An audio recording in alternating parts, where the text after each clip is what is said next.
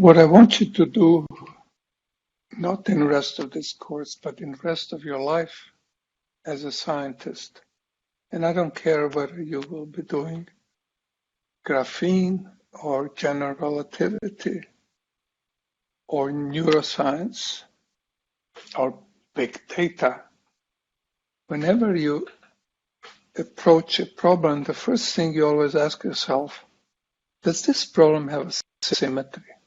Second, if it does, you must use it. If you're not using the symmetry, you're doing it wrong. In this particular problem, an oxygen is here and oxygen is there. They have the same mass and they have the same strength of coupling to the center. So I can decide that this one is called 1 or this one is called 3. Or in this particular case, I can just flip the axis to -x. So they are now relabeled, but obviously the energy of the system at any instant in time doesn't change because nothing depends on how I label it. So there is a symmetry, and I can write it as a permutation matrix or a 3x3 matrix, where I send 1 to 3, I don't touch the center, so 2 is remaining, and I send 3 to be 1. What happens to the energy when I flip it? Remember the original Hamiltonian?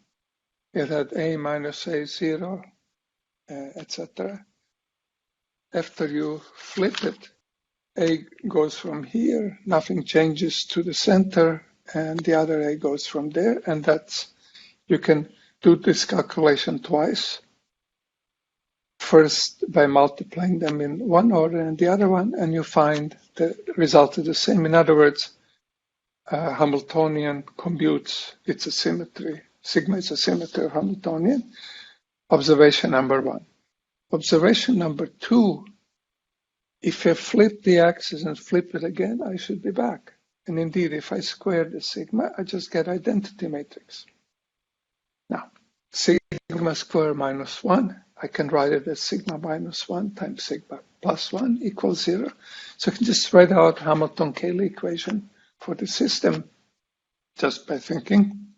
And I can read off the eigenvalues. One eigenvalue is plus 1, the other one is minus 1.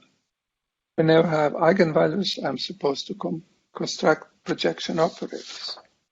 Remember projection operators? If I have ith eigenvalue, projection operator corresponding to it is a product of m minus other eigenvalues for all the rest. Product goes over the remaining ones and divided by lambda I minus j, just so it's normalized correctly.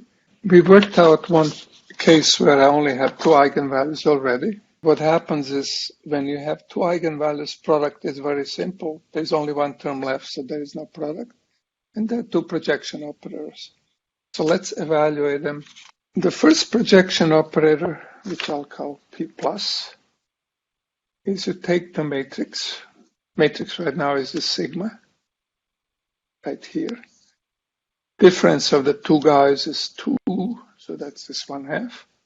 This is minus 1, so it's plus. I'll stick it in here. And this is sigma, and that's the projection operator, which I'll call plus because there's a plus here. And there's the other one where I evaluate for negative eigenvalue. Then this becomes minus 2. This guy has plus 1 in it, so the minuses cancel. And this sigma picks up a minus. So there are 2 projection operators. If I square either one of them, I'll get it back. Simple calculation. If I take a product of the 2, but that's Hamilton-Cayley, that's 0. And if I add them up, sigmas cancel, and I get 2 1/2 identities, so I have a completeness. So I have 2 spaces, and we can compute their dimensions. That the traces numbers of ones on the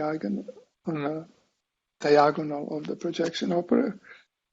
And for this one, if I take a trace of identity, I get 3. If I take a trace of sigma, I just pick up 1. So this is 4 divided by 2. So this space is 2-dimensional. The other combination, this 1 cancels in the center. And I have 3 minus sigma, which is 1. In other words, I get 2 divided by 2, and I have dimensional space. And I've decomposed 3-dimensional space into 2 dimensions plus 1.